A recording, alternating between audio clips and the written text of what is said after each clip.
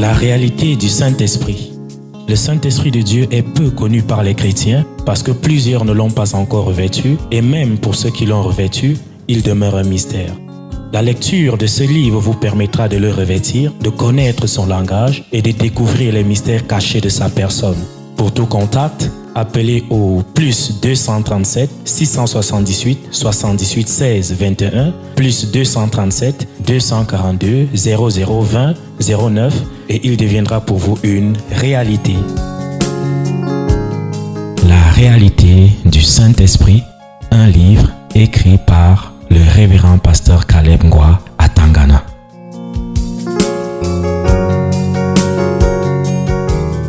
The Lion of a tribe of Judah lives in me.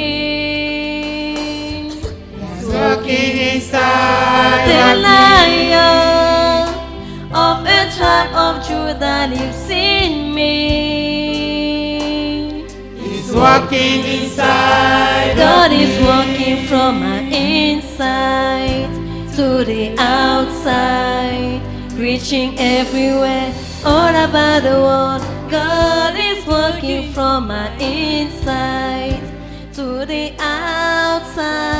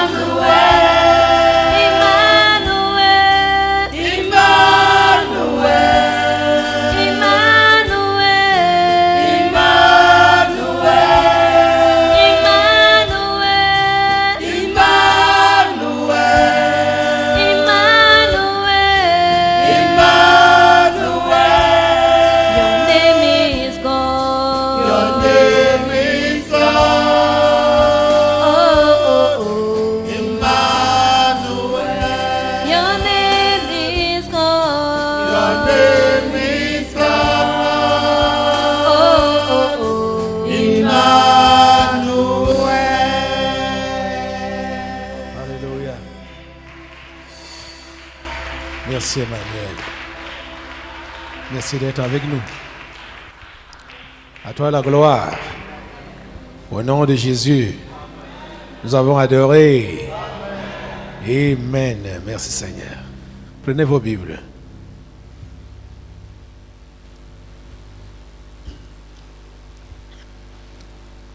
Allons dans l'évangile selon Luc.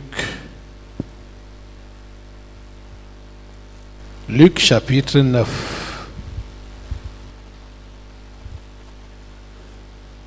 Luc chapitre 9, à partir du verset 23.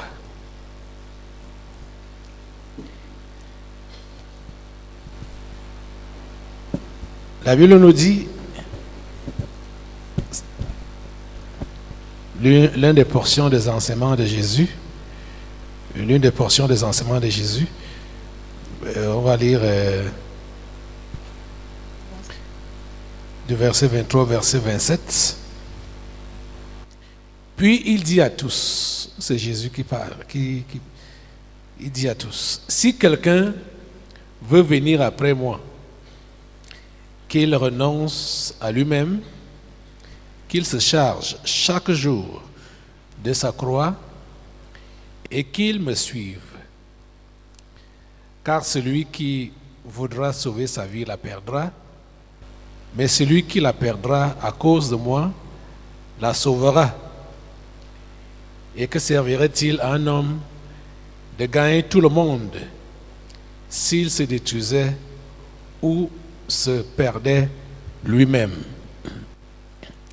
Car quiconque aura honte de moi et de mes paroles, le Fils de l'homme aura honte de lui quand il viendra dans sa gloire et dans celle du Père et des saints anges. Je vous le dis en vérité, quelques-uns de ceux qui sont ici ne mourront point qu'ils n'aient vu le royaume de Dieu. Prions le Seigneur. Notre Dieu, nous te remercions pour ta parole de ce jour que tu bénis. Merci d'apprêter nos cœurs à la recevoir et surtout la mettre en pratique. Seigneur, nous nous attendons à toi. Nous prions pour que tout ce qui peut constituer une barrière quelconque pour empêcher que nous puissions recevoir cette parole, que tu puisses enlever cela, Seigneur. Enlève toute barrière, enlève tout obstacle, enlève toute saleté dans notre esprit, Seigneur, et donne-nous de recevoir de toi. Merci au Dieu de le faire au nom puissant de Jésus. Nous avons prié. Amen. Prenons place. Soyez tous les bienvenus au tabernacle de la liberté. Soyez tous les bienvenus, tous ceux qui nous regardent dans le monde entier, tous ceux qui nous écoutent dans le monde entier.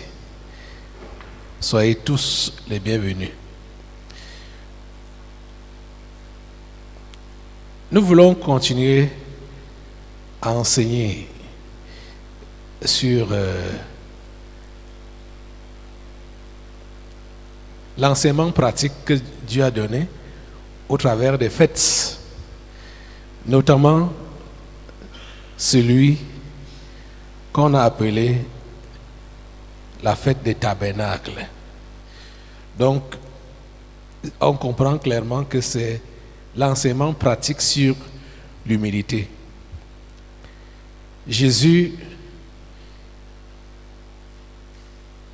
n'a pas seulement donné la théorie de cet enseignement, et vous savez que la théorie même ne marche pas. Ce qui marche, c'est la pratique. Et Jésus a expérimenté cet enseignement de l'humilité. Depuis sa conception, sa naissance et toute sa vie. Et pendant ces enseignements, comme ce que nous venons de lire là, il n'a cessé de le répéter. Quand il parle du renoncement, du renoncement à soi, il veut parler de la vie pratique de l'humilité. Regardez Dieu, regardez Jésus en tant que Dieu. Il quitte les cieux, lui qui a tout créé. Il quitte les cieux, il descend sur la terre dans l'intention de sauver l'homme. Et il choisit une famille d'accueil sur la terre. Et la famille qu'il choisit est une famille démunie, pauvre. Oh Seigneur, je sais que vous tous qui m'écoutez ici, maintenant là, vous qui êtes là, si vous aviez à choisir dans quelle famille naître sur cette terre, forcément ça ne serait pas votre famille actuelle. Hein? J'ai dit quelque chose? Forcément, ça ne serait pas votre famille actuelle.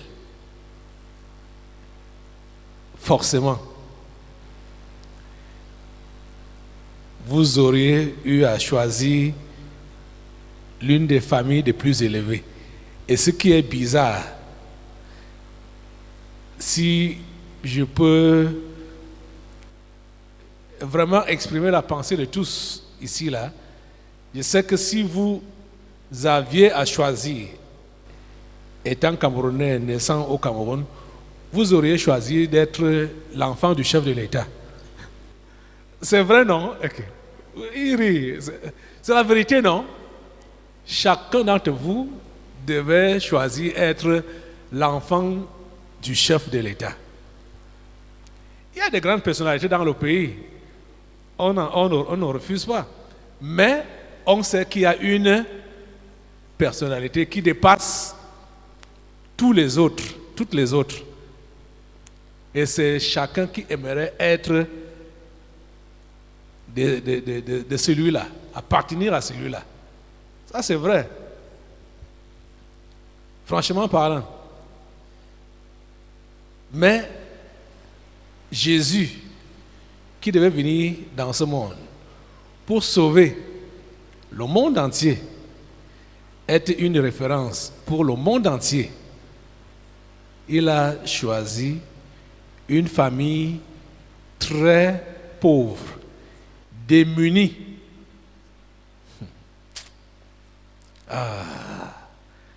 Démunie. Vous imaginez l'accouchement de Jésus, je veux dire le jour, oui, qu'il devait naître, c'était comme une surprise pour Marie et Joseph. Ils n'ont pas eu le temps même de préparer la lettre. Pas parce que il n'y avait pas le temps soit d'aller au marché, juste parce qu'il n'y avait pas les moyens pour le faire. C'était juste ça. Il n'y avait pas les moyens, il n'y avait pas d'argent pour acheter quoi que ce soit. Il n'y avait rien. Aïe! Vous avez vu une telle naissance? À l'hôpital, il arrive parfois que quand peut-être les douleurs de l'enfantement prennent la femme, on court avec elle à l'hôpital, on peut quand même trouver une serviette quelque part là où on va juste emballer l'enfant. Mais là où Jésus part naître, c'est parmi les moutons. Qu'est-ce qu'on devait prendre pour emballer l'enfant? Imaginez-vous un peu. Donc il n'y avait aucune commodité, il n'y avait rien qui était là même pour essayer de calmer la situation. Ouais, non? On devait juste, on a pris aussi peut-être la nourriture les herbes, la paille. La paille. C'est ça qu'on a.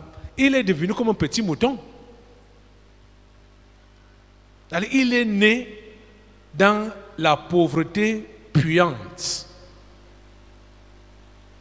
La pauvreté puante.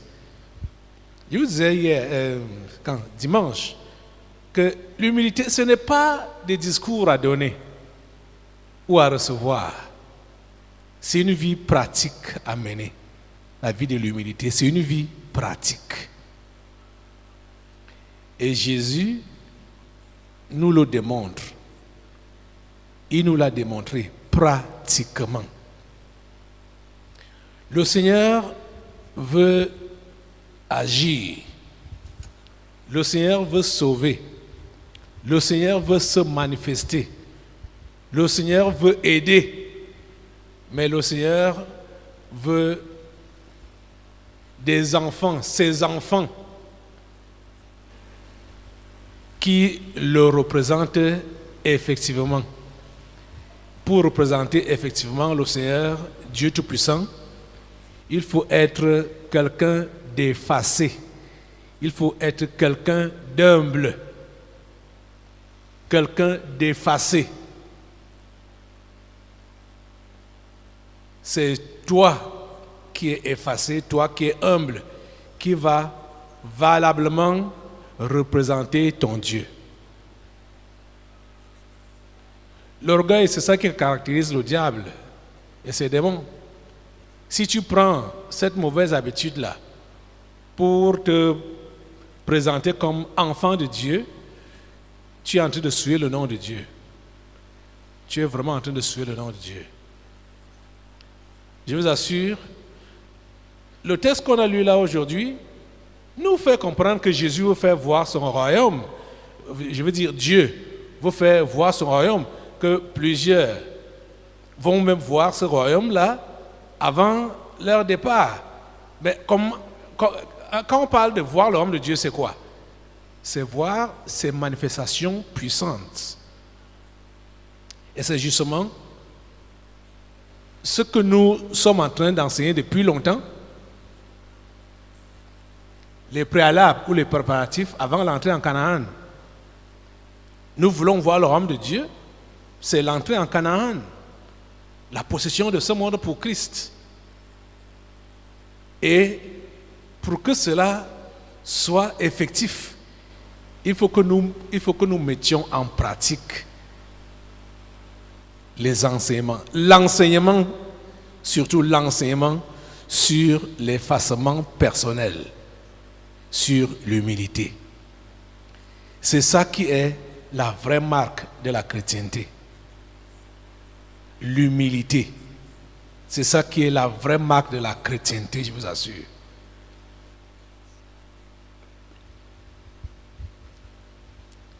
Vous allez voir que après même cet enseignement que Jésus a donné, plus loin, les disciples, c'est comme si ils avaient les oreilles bouchées, comme ils avaient l'esprit bouché. Parce que Jésus a eu à dire, ce que nous venons de lire là, que si quelqu'un vient à moi, si quelqu'un veut venir à moi, ou après moi, qu'il renonce à lui-même. Qu'il renonce à lui-même. Qu'il se charge chaque jour de sa croix et qu'il me suive. Jésus, en parlant de la croix, il faisait allusion aux souffrances, aux persécutions, au rejet que celui-là va connaître, celui-là qui a décidé de suivre Jésus. Et Jésus dit que le port de la croix, c'est chaque jour, c'est au quotidien. Chaque jour. Qu'il se charge chaque jour de sa croix et qu'il me suive. Car celui qui voudra sauver sa vie la perdra, mais celui qui la perdra à cause de moi la sauvera. Vous voyez, aujourd'hui, ce n'est pas le genre d'évangile que vous allez entendre. Quand vous entendez parler des séminaires organisés, des croisades d'évangélisation, et ceci ou cela, ça n'interpelle pas les gens à suivre Jésus de cette façon. Non. Quand vous allez entendre parler des campagnes, des croisades, c'est des croisades des miracles, des guérisons, de prophéties rapides, des prophéties instantanées, prophéties de vitesse. C'est ça que vous allez entendre parler. Ce n'est pas dans le sens-ci. Tu veux suivre Jésus, prépare-toi à la souffrance, prépare-toi à porter ta croix chaque jour, renonce à toi-même.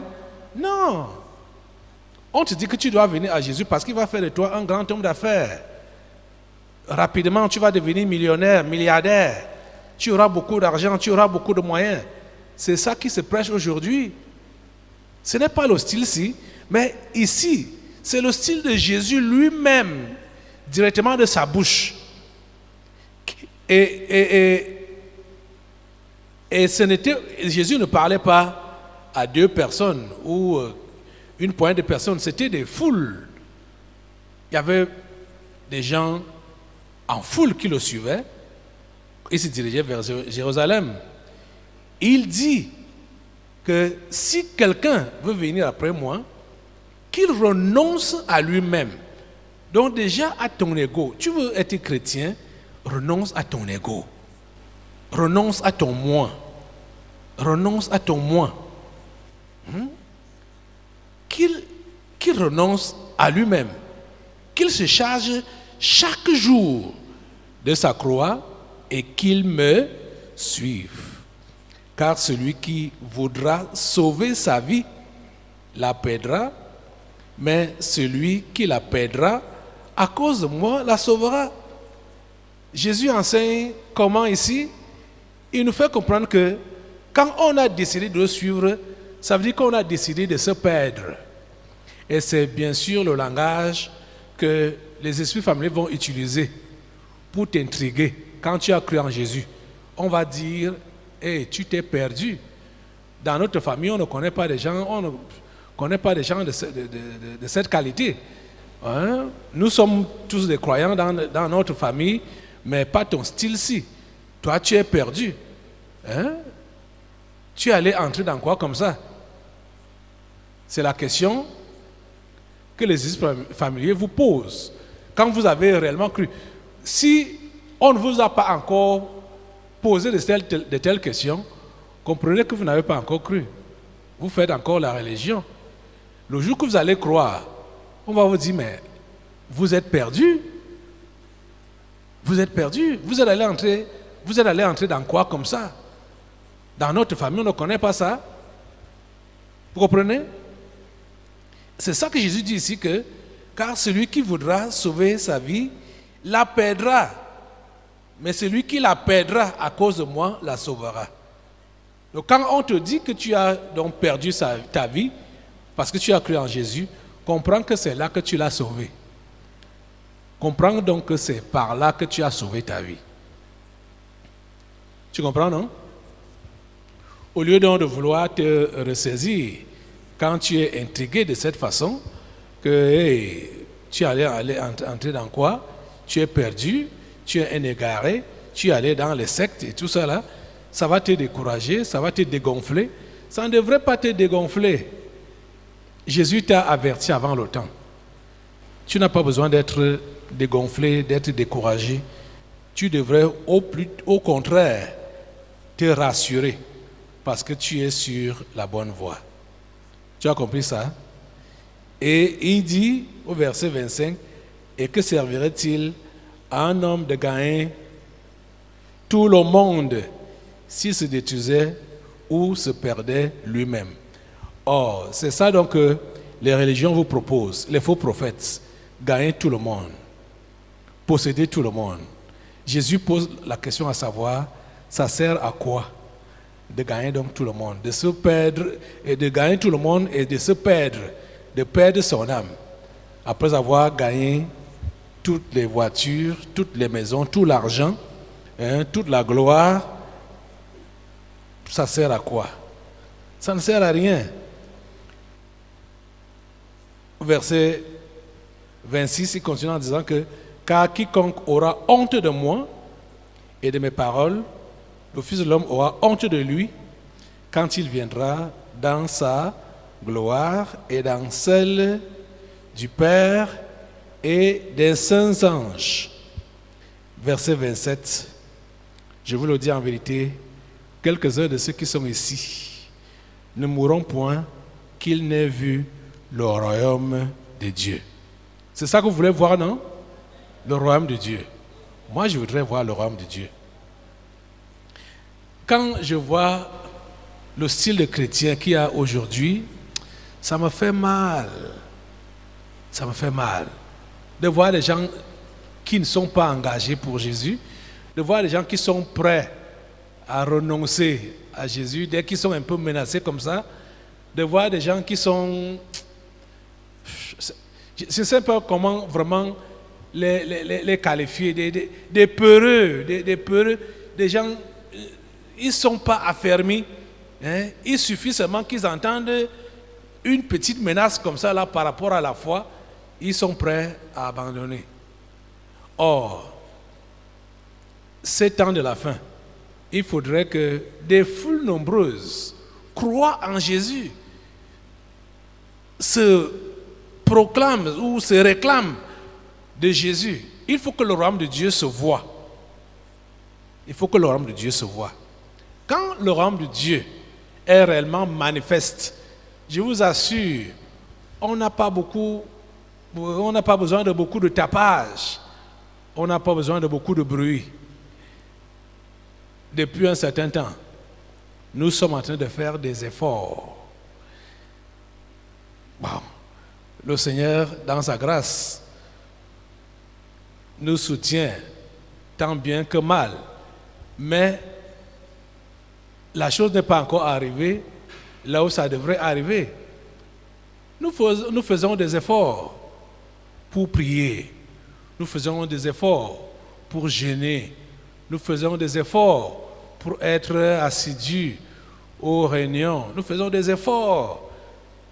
Mais les choses ne se voient pas comme ça devrait se voir. C'est-à-dire, le royaume de Dieu n'est pas réellement encore palpable au milieu de nous. Vous comprenez ça? Les efforts que nous faisons aujourd'hui, que certains remarquent, je veux dire je veux parler un peu des anciens. Vous savez que dans le passé, on avait essayé de mobiliser les gens dans ce sens-là pour faire des efforts dans la prière, des efforts dans le jeûne et tout ça là. Mais c'était timide, ça ne donnait rien du tout. On a eu à organiser des chaînes de prière par nous-mêmes. On a fait des listes même affichées, mais c'était juste les trucs de l'école. Je ne sais même pas si ça a même fonctionné pendant un seul jour. C'est-à-dire, fidèlement, je parle d'un seul jour seulement. C'est tombé comme un château de cartes comme ça. Mais maintenant là, on est en train de faire des efforts. Ou quand même, ici à l'église, vous allez entendre les gens prier tout le temps. De jour comme de nuit.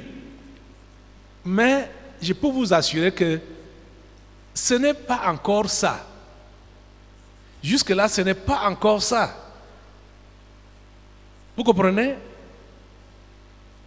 Quand le royaume de Dieu va se voir, hey, my God, il n'y aura pas une différence entre une réunion de prière organisée, une réunion d'enseignement, une réunion de délivrance ou une réunion de séminaire.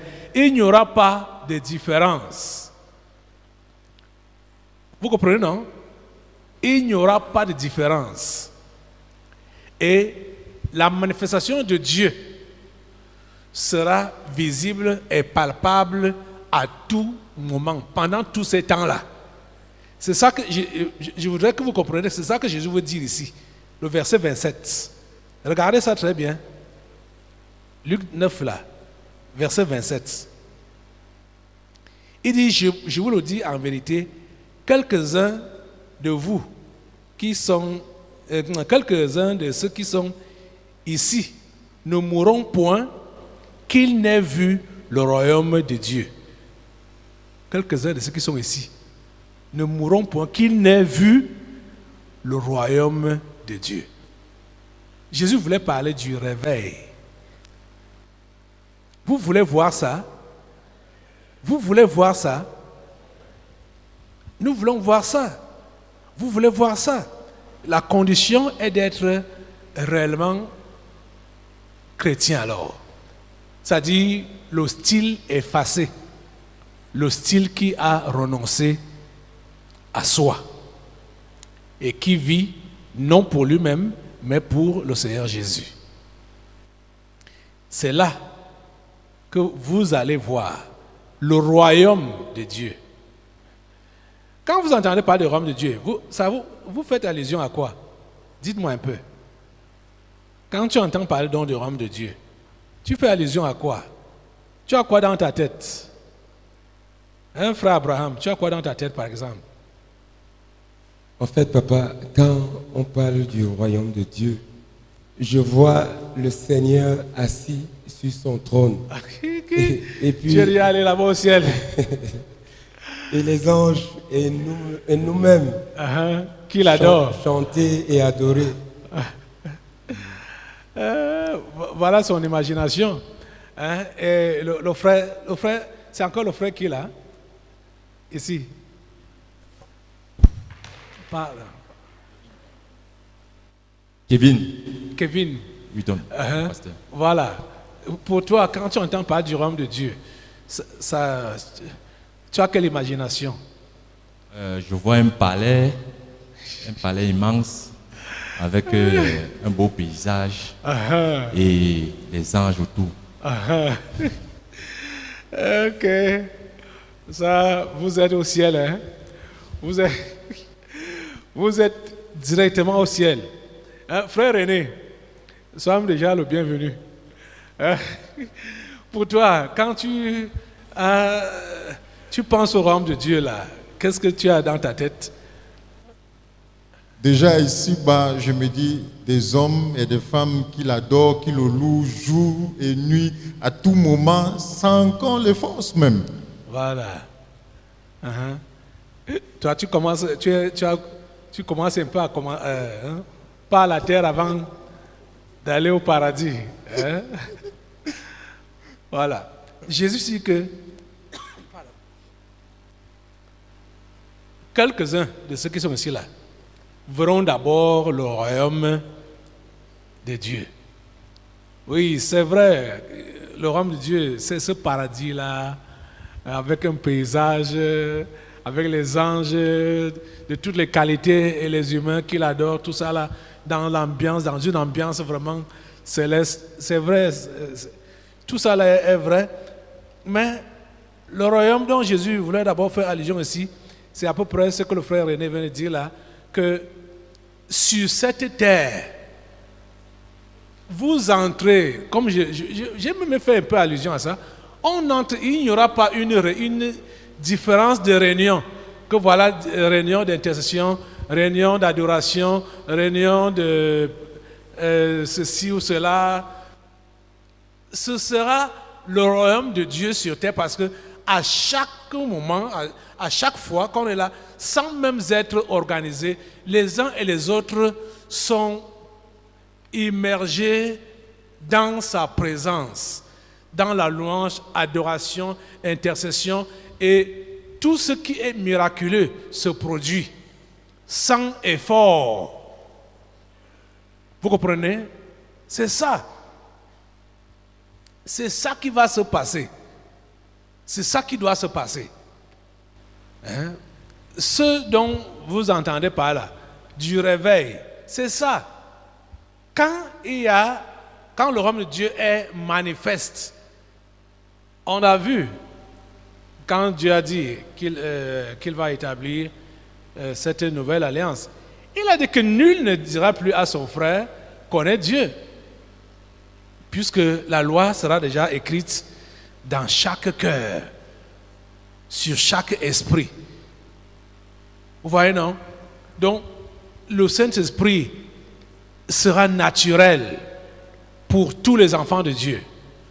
Hein? Les histoires de rivalité, les histoires de conflits, les histoires de jalousie, les histoires de querelles et tout ça là, on ne va pas entendre ces choses-là parmi les enfants de Dieu.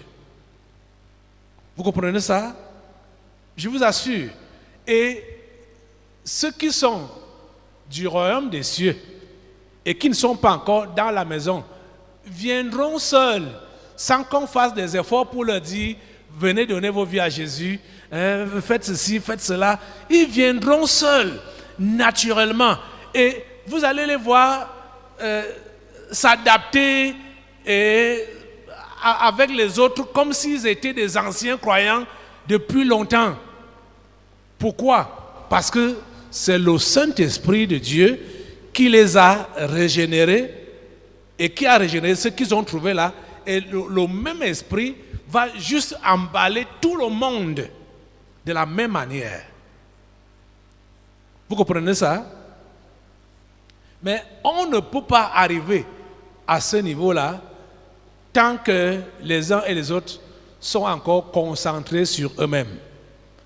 Tant qu'il y a encore l'égoïsme et le moi. On ne pourra pas voir ça. Vous comprenez ça? Je vais vous demander, quand vous allez partir là, vous irez lire Ésaïe 58. Vous allez lire également Ésaïe 59. Pour ne pas beaucoup vous bourrer avec des passages, bon, les deux chapitres là d'abord, pour que vous puissiez comprendre. La chrétienté n'est pas juste de la théorie. Et les choses que Dieu a eu à dire, ce n'est pas seulement des racontages. C'est ce qu'il veut voir se produire au milieu de ses enfants. Dieu est prêt à agir. Dieu est prêt à nous écouter. Dieu est prêt, bon, si on peut dire, couronner nos efforts. Bon, quand on va même parler de couronner nos efforts, c'est comme si on a mérité quelque chose. En tout cas, il veut juste manifester sa gloire. Il est prêt à manifester sa gloire. Toi qui es son enfant, qui croit en lui et qui veut voir le surnaturel, tu vas voir ce surnaturel sans effort, si et seulement si tu t'abandonnes, si et seulement si tu n'es pas là pour montrer tes capacités, pour montrer comment toi tu es arrivé, ou pour montrer comment toi tu es trop spirituel, trop chrétien. Mais si tu es là juste parce que tu veux que Dieu se montre aux hommes qu'il a créés à son image, aux hommes qu'il a créés selon sa ressemblance, qu'il se montre à eux, ce n'est que ton désir là, tu le verras le faire. Tu verras Dieu se montrer à ces hommes et à ces femmes-là. Vous comprenez? Je vous assure, sans effort particulier, c'est son désir de le faire en ce temps-ci. C'est son désir de le faire. Vous savez que les Pierre et les Jean, ils ont un peu expérimenté ce que Jésus a dit là.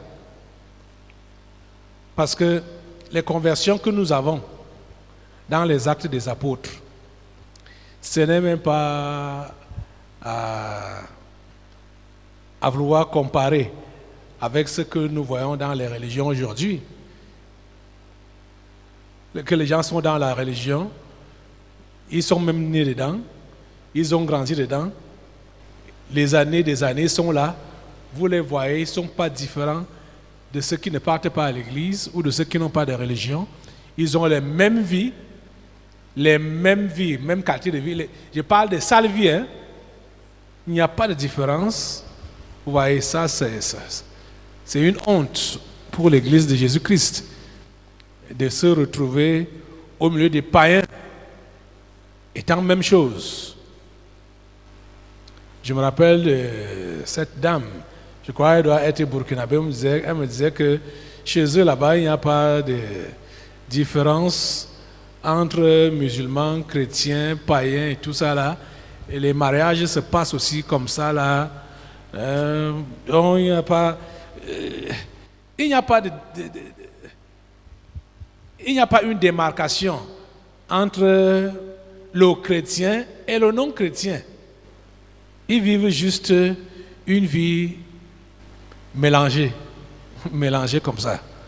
Mélangée. Hein? Donc, il n'y a pas de différence. Or, le Seigneur n'aimerait pas que son peuple soit comme ça, mélangé aux autres, sans différence. Non. Il faut qu'il y ait une différence. Il faut qu'il y ait une différence. C'est la raison pour laquelle Dieu avait commencé par mettre Abraham de côté, le mettre à part. Abraham était issu d'une famille d'idolâtres, comme toutes les autres familles de la région ou de cette zone-là. Mais Dieu a décidé de prendre Abraham et de faire de lui une différence. Vous comprenez? Et c'est comme ça, la chrétienté aujourd'hui, c'est pour être différent du reste du monde. Vous comprenez? Et Dieu veut donc que celui qui veut le représenter, que celui-là soit réellement différent, qu'il se débarrasse de son ego, qu'il se débarrasse de son moi, qu'il se débarrasse de tout ce qui crée des rivalités dans son cœur contre les autres et qu'il se concentre rien que sur Dieu et sur les autres. Si tu es concentré sur toi-même, tu ne pourras pas être concentré sur Dieu ni sur les autres. Nous allons lire un dernier passage aujourd'hui pour conclure pour aujourd'hui, en demandant vraiment grâce au Seigneur. Demande vraiment grâce au Seigneur de te donner, d'être conforme à sa parole. Allons un peu dans Romains chapitre 12. Romains chapitre 12.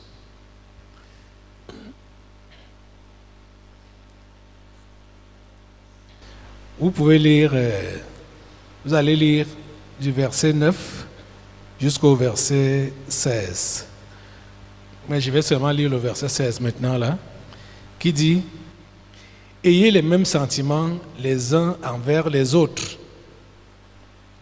Ayez les mêmes sentiments les uns envers les autres. » Ça, c'est les enseignements que Jésus avait également donnés, en disant que ce que vous voulez que les gens fassent pour vous, faites-le de même pour eux. Ayez les mêmes sentiments les uns envers les autres. Vous voyez que Jésus ne nous demande pas d'être exigeants vis-à-vis des autres, voulant à tout prix que l'attention des autres soit attirée sur nous. Mais il veut que nous, si nous voulons attirer l'attention des gens sur nous, nous devons comprendre qu'eux-mêmes veulent aussi que notre attention soit attirée sur eux. Et c'est la raison pour laquelle nous devons d'abord nous occuper d'eux pour que lui, il s'occupe de nous. Donc, ce que nous voulons que les gens nous fassent, c'est ça que nous devons leur faire. Tu veux donc être aimé, aime les autres. Tu veux qu'on prie pour toi, prie pour les autres. C'est ça que Jésus demande. Ayez les mêmes sentiments les uns envers les autres. N'aspirez pas à ce qui est élevé. N'aspirez pas à ce qui est élevé. Mais laissez-vous attirer par ce qui est humble. Ne soyez point sages à vos propres yeux.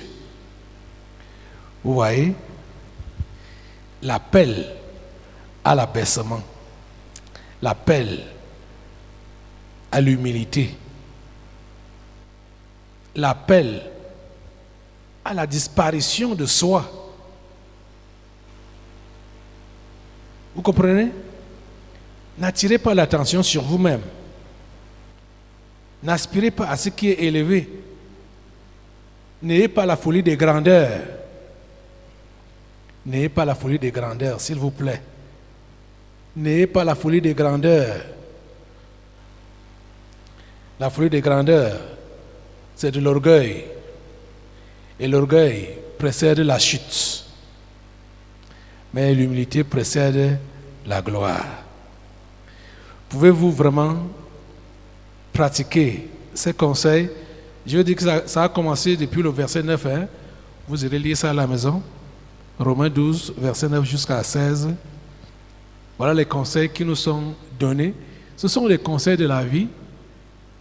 Ça, ce n'est pas des choses que les uns et les autres aimeraient entendre tous les jours.